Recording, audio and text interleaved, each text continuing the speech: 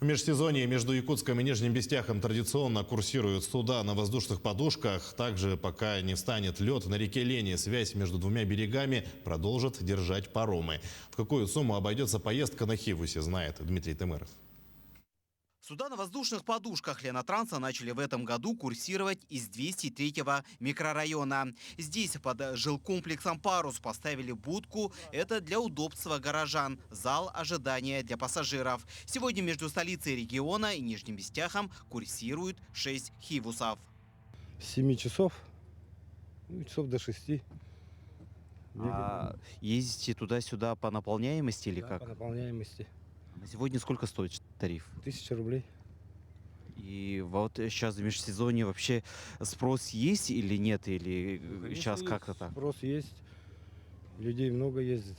А вот частники традиционно расположились в акватории городского пляжа. Здесь по данному маршруту курсирует более 10 судов.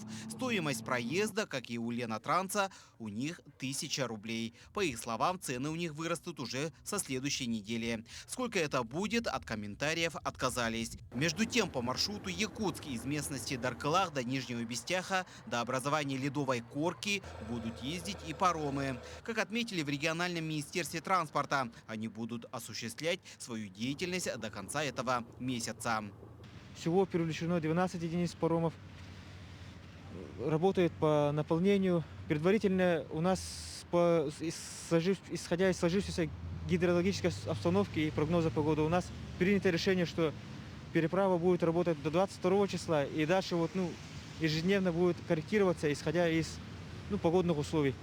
Ну а в эти дни из речного порта Якутска последние рейсы совершает теплоход «Рукавишников». Уже в последующие дни, чтобы добраться до Нижнего Бестяха, жителям и гостям столицы придется воспользоваться только услугами хивусов, то есть судами на воздушной подушке. Они будут совершать рейсы до открытия автозимников. Дмитрий Тымыров, Павел Никифоров, Артем Алексеев, Георгий Григорьев, Якутск.